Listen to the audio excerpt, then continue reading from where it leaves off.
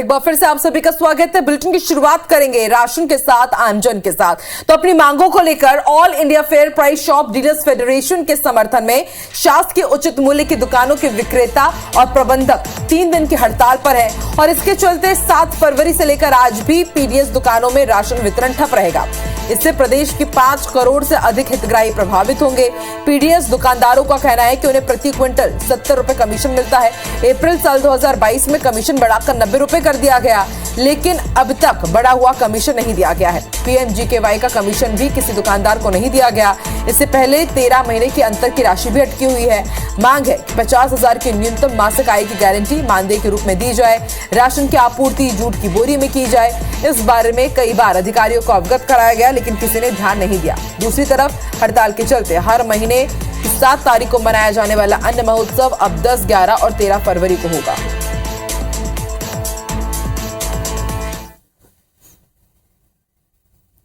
और ज्यादा जानकारी के लिए रुक कर लेते हैं भोपाल का हमारे सहयोगी शुक्ल व्यवहार जुड़ चुके हैं। शुक्ल, राशन दुकानों में कामकाज ठप पड़ा हुआ है। आम जनता परेशान है कि आखिर उन्हें राशन कब मिलेगा। बड़ा सवाल ये कि जितने भी वहां पर काम करने वाले हैं, संचालक हैं, बार बार जब इसकी मांग कर चुके हैं, पहले से अवगत करा चुके हैं, तो आखिर नौबत हड़ताल तक क्यों पहुंच जाती है? क्योंकि हड़ताल ये करते हैं, सबसे ज्यादा परेशान आम जनता को होना पड़ता है।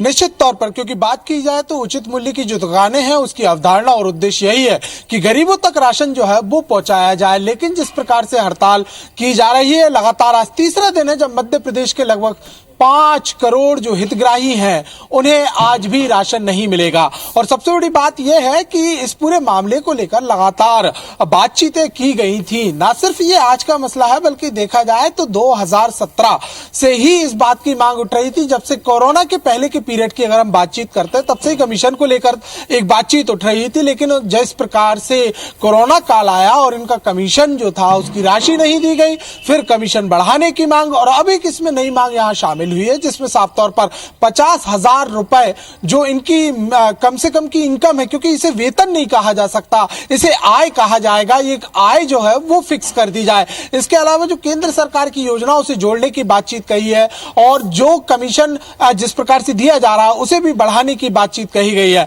लेकिन हम अगर इस पूरे मसले को देखते हैं तो सरकार का इस पूरे मामले को लेकर जो रवैया है वो कुछ ढिलमुल समझ में आता है, क्योंकि बैठकें भी यहां पर नहीं की गई, किसी प्रकार के आश्वासन नहीं दिए गए और इसके चलते लगभग मध्य प्रदेश के 6,500 जो सेल्समैन या संचालक जिनको आप कह सकते हैं वो फिलहाल हड़ताल पर हैं। और आज इनका तीसरा दिन है।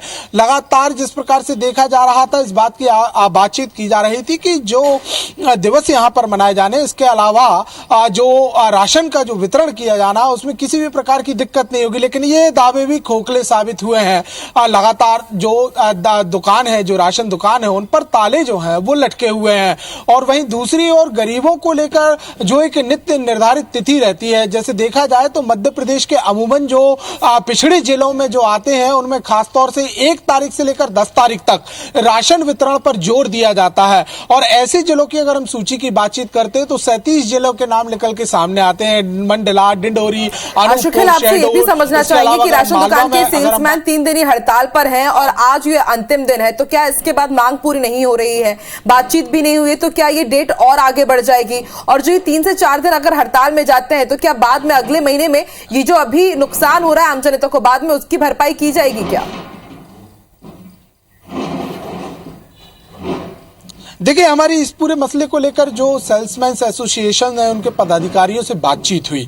उनका साफ तौर पर यही रुख कहना है कि हमने पहले 3 दिन का अल्टीमेटम दिया था, लेकिन इस बात का अल्टीमेटम नहीं दिया गया कि हम आगे हड़ताल नहीं बढ़ाएंगे। सिर्फ 3 दिन का विरोध नहीं, यानी निश्चित तौर पर आज जिस प्रकार से बैठक होगी, आज लगभग 2 बजे दोपहर में इनकी बैठक होनी है और बैठक के बाद ये निर्णय लिया जाना है कि आगे हड़ताल जो है वो जारी रहेगी कि नहीं। हालांकि ये माना जा रहा है कि आगे भी हड़ताल जो है वो जारी रहेगी। नहीं, लेकिन जिस प्रकार से देखा गया कि इनकी जो वार्ताएं हैं फिलहाल सरकार से विफल रही हैं और सरकार ने अब तक किसी भी प्रकार के ठोस कदम नहीं उठाए, चाहे वो हम खाद्य विभाग की बातचीत कर लें, चाहे हम अधिकारियों से संबंधित बातचीत कर लें, ऐसे कोई भी जिम्मेदारों से अभी इनकी चर्चा जो है वो नहीं हो पाई है। तो ठोस किसी प्रकार के निर्णय या किसी प्रकार के एक्शन में फिलहाल नहीं कहा जा सकता। तो निश्चित तौर पर अभी मध्य प्रदेश के जो हितग्राही हैं, लगभग जो 5 करोड़ हितग्राही हैं, उनको राहत मिल पाना मुश्किल है। लेकिन वहीं अगर नुकसान का भी एक आंकड़ा लगाते हैं तो प्रतिदिन सरकार को 100 करोड़ से ज्यादा का नुकसान जो है वो हो रहा है। बिल्कुल शिखल, दिक्कत यही होती है कि सरकार प्रशासन के लोग बात करते नहीं है, दोनों के बीच आपसी सहमति नहीं बनती और आम जनता को हर बार परेशान होना पड़ता है। देखते हैं आज हड़ताल खत्म होती है या जारी रहती है। फॉलोअप के लिए जरूर आपके पास जरूर रुक करेंगे। बहुत बहुत शुक्रिया फिलहाल पूरी जानकारी के लिए। चलिए बढ़ते हैं आगे, कुछ सियासी हलचल की तरफ भी रुक कर लेते हैं। बड़ी खबर आपको भोपाल से बता दें, पीसीसी चीफ कमलनाथ आज भोपाल में रहेंगे। पदाधिकारियों से उनकी मुलाकात होगी। राजनीतिक गतिविधियों को लेकर के पीसीसी चीफ मंथन करने जा रहे हैं। तो मिशन 2023 को लेकर कांग्रेस पूरी तरह से तैयारियों में जुटी हुई है। पूर्व सीएम कमलनाथ मोर्चा संभाले हुए हैं और आज पदाधिकारियों के साथ राजनीतिक गतिविधियों को लेकर पूर्व सीएम कमलनाथ मंथन करेंगे।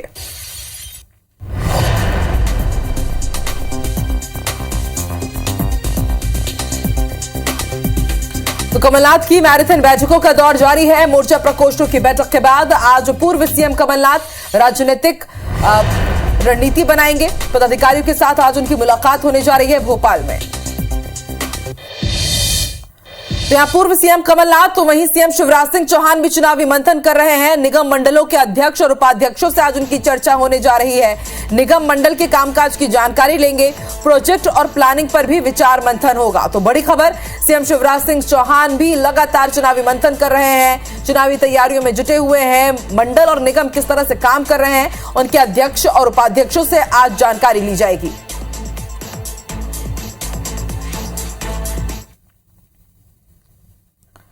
सागर में सीएम शिवराज सिंह चौहान ने संत रविदास महाकुंभ में शिरकत की और अनुसूचित जाति वर्ग के कल्याण के लिए कई योजनाओं की घोषणा की है। रिपोर्ट देखिए। चुनावी साल में बीजेपी बुंदेलखंड के एससी वोटर्स को साधने में जुटी है। रविदास जयंती के अवसर पर सागर में रविदास महाकुंभ का आयोजन हुआ। इस महाकुंभ में प्रदेश के मुख्यमंत्री शिवराज भी शामिल हुए। इस मौके पर सीएम शिवराज सिंह चौहान ने मंच पर मौजूद रविदास के अनुयायी संतों का सम्मान किया। कार्यक्रम के जरिए सीएम शिवराज ने एससी जाति के मतदाताओं को रिझाने में कोई कसर नहीं छोड़ी। ये कांग्रेस बड़ी बात करती है एससी समर्थन की। बताओ कभी गरीबों को फ्री में अन्न कभी कांग्रेस ने दिया था क्या? अगर अन्न दिया तेरा तुझको अर्पण, क्या लागे मेरा। दरअसल बुंदेलखंड में करीब 25% अनुसूचित जाति के मतदाता हैं, जिनमें से 17% मतदाता रविदास महाराज के अनुयायी हैं। इसमें अहिरवार और जाटव समाज प्रमुख है। ये मतदाता आरक्षित सीटों पर किंग मेकर साबित हो सकते हैं, इसीलिए बीजेपी इन मतदाताओं को रिझाने में जुटी है। वहीं सागर में आयोजित संत रविदास महाकुंभ के दौरान मुख्यमंत्री शिवराज सिंह चौहान तब असहज हो गए जब सागर कांग्रेस जिलाध्यक्ष आनंद अहिरवार ने राजस्व और परिवहन मंत्री गोविंद राजपूत को मंत्री पद से हटाने की मांग कर डाली। यहां तक तो बात ठीक थी, विपक्ष ये मांग कर सकता था, लेकिन दिलचस्प ये था कि मांग खुद मंत्री गोविंद सिंह राजपूत के सामने ही सीएम से की गई है। वीडियो भी आप देख रहे हैं और ये वीडियो अब सोशल मीडिया पर जमकर वायरल हो रहा है। दरअसल हेलीकॉप्टर से उतरने के बाद मुख्यमंत्री आम लोगों से ज्ञापन ले रहे थे। इसी दौरान सागर कांग्रेस जिलाध्यक्ष आनंद अहिरवार वहां पहुंचे और सीएम को ज्ञापन देते हुए उन्होंने राजस्व मंत्री गोविंद राजपूत के खिलाफ जमीन की हेराफेरी का आरोप लगा दिया और शिकायत की। साथ ही कहा कि अगर राजपूत मंत्री पद पर रहते हैं तो जांच प्रभावित होगी, इसलिए उन्हें मंत्री पद से हटाया जाए। मुख्यमंत्री ने इस बात का कोई जवाब नहीं दिया, लेकिन सीएम के ठीक पीछे खुद गोविंद राजपूत इस बात पर मुस्कुराते नजर आए। इसी वीडियो में मंत्री गोविंद राजपूत शहर कांग्रेस अध्यक्ष राजकुमार पचौरी के कान में कुछ कहते हुए भी नजर आ रहे हैं। इस मामले में अब सोशल मीडिया पर असंतुष्ट कांग्रेसियों ने मोर्चा खोल दिया। हत्या हो, आत्महत्या कर रहा है, आदमी लापता है। अब देखो ये सब जांच का विषय है। जांच का सीबीआई से जांच कराई जाए। सर प्लीज सर, अगर गोविंद राजपूत मंत्री रहे तो जांच प्रभावित होगी सर। ये देखिए सर, मेरा हम लोगों की मांग। नेशनल हेल्थ मिशन के नर्सिंग स्टाफ भर्ती परीक्षा निरस्त होने के बाद प्रदेश में सियासत भी शुरू हो गई है और कांग्रेस ने इसके लिए बीजेपी को जिम्मेदार बताया है, जिस पर बीजेपी ने भी पलटवार किया है। रिपोर्ट देखिए। मध्य प्रदेश में 7 फरवरी को आयोजित संविदा स्टाफ नर्स भर्ती परीक्षा का पर्चा लीक होने के बाद एग्जाम को निरस्त कर दिया गया है। इसको लेकर अब प्रदेश में सियासत गर्मा गई है। कांग्रेस ने आरोप लगाया कि पेपर लीक की जिम्मेदारी बीजेपी सरकार की है। एनएचएम का पर्चा लीक हो गया है। ये पैसे ले के लाखों रुपए पर्चे लीक कर रहे हैं। ये पूरी की पूरी भारतीय जनता पार्टी की सरकार इन घोटालों में इन्वॉल्व है। वहीं इस मामले में प्रदेश के चिकित्सा शिक्षा मंत्री विश्वास सारंग का कहना है कि अगर प्रदेश में माफिया राज होता तो गड़बड़ी का पता ही नहीं चलता। जांच के बाद दोषियों पर सख्त कार्रवाई होगी। ये माफिया राज होता तो फिर पता कैसे लगता है? यदि कहीं कुछ गड़बड़ थी तो उसके खिलाफ कार्रवाई हुई हो। जो एग्जाम लेने वाली एजेंसी है उसकी और सभी की जांच होगी। ग्वालियर की डबरा पुलिस और क्राइम ब्रांच ने इस मामले में 7 लोगों को टेकनपुर की होटल से पकड़ा है। आरोपियों में 2 लोग उत्तर प्रदेश, 2 हरियाणा और 3 आरोपी ग्वालियर के रहने वाले हैं। बालाघाट से बीजेपी सांसद ढाल सिंह बिसेन को जबलपुर हाईकोर्ट से बड़ी राहत मिली है। हाईकोर्ट ने बिसेन के खिलाफ दायर चुनाव याचिका को खारिज कर दिया है। कोर्ट में याचिका साल 2019 में बालाघाट से लोकसभा चुनाव हारे बीएसपी प्रत्याशी कंकर मुंजारी ने दायर की थी और याचिका में बिसेन का निर्वाचन रद्द कर नए सिरे से चुनाव कराने की मांग की गई थी। इस याचिका में आरोप ये लगाए गए थे कि बीजेपी प्रत्याशी ढाल सिंह बिसेन ने अपने नामांकन पत्र में संपत्ति का पूरा ब्यौरा नहीं दिया। साथ ही चुनाव के दौरान ईवीएम मशीन में गड़बड़ी हुई थी। हाईकोर्ट ने सुनवाई के दौरान पाया कि पराजित प्रत्याशी ने मतगणना के दौरान भी ईवीएम में गड़बड़ी की शिकायत की थी, लेकिन जांच के बाद ईवीएम को सही पाया गया। इसके अलावा याचिकाकर्ता अपने आरोपों को साबित करने के लिए कोई पुख्ता सबूत भी नहीं दे पाए। लिहाजा हाईकोर्ट ने चुनाव याचिका को आधारहीन पाते हुए खारिज कर दिया।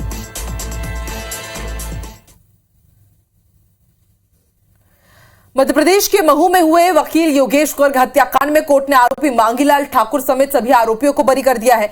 वकील योगेश गर्ग की हत्या 18 नवंबर साल 2015 को हुई थी। इस मामले में सावन खोड़े और विकास चौहान को मुख्य आरोपी बनाया गया था।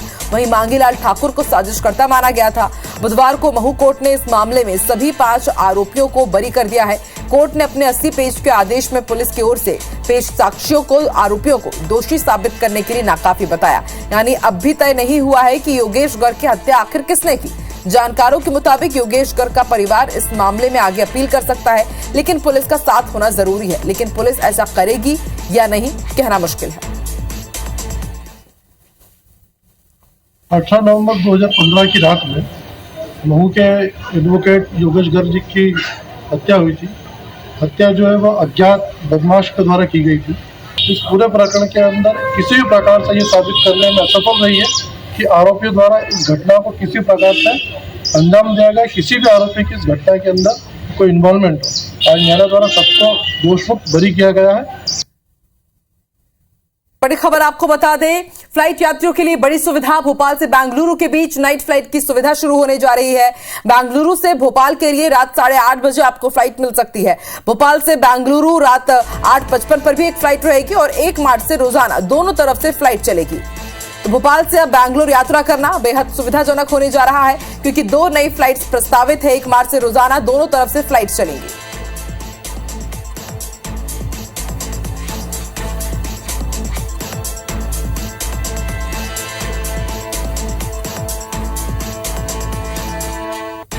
इस वक्त की बड़ी खबर, भोपाल से बेंगलुरु के लिए रात 8:55 पर एक फ्लाइट रहेगी, 8:30 बजे भी रहेगी और 1 मार्च से रोजाना दोनों तरफ से फ्लाइट संचालित होंगी।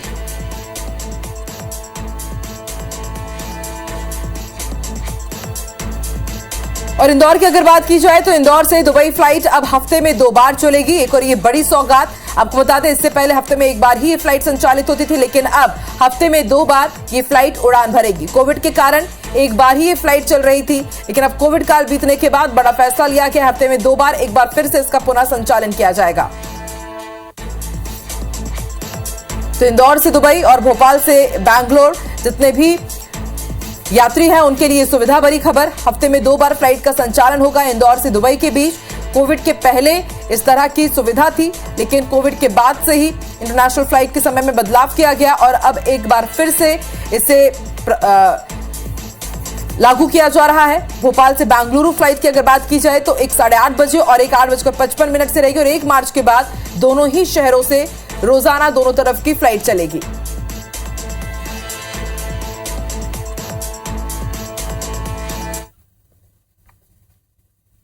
बड़ी खबर आपको बता दें, आज से काम पर लौटने जा रहे हैं लैब टेक्नीशियन ने आपको बता दें कल स्थगित कर दी है हड़ताल।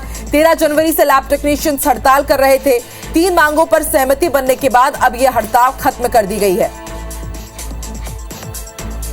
तो स्वास्थ्य सुविधाएं काफी हद तक प्रभावित रही। लैब टेक्नीशियंस की हड़ताल के बाद सैंपल कलेक्शन सबसे ज्यादा प्रभावित हुआ और लंबे वक्त के बाद, लंबे हड़ताल के बाद अब जाकर के लैब टेक्नीशियंस ने अपनी हड़ताल वापस ले ली है और आज से लैब टेक्नीशियंस काम पर वापस लौटने जा रहे हैं। आपको बता दें 13 जनवरी से ही लैब टेक्नीशियंस हड़ताल पर थे।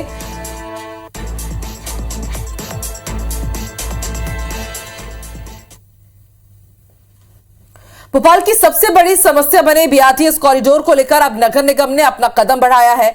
अध्ययन के बाद बीआरटीएस को हटाने की कार्रवाई की जाएगी। दरअसल बीआरटीएस को लेकर सरकार 2 बार अध्ययन भी करा चुकी है। एक अध्ययन में इसके सुधार तो दूसरे में से हटाने की सिफारिश की गई थी।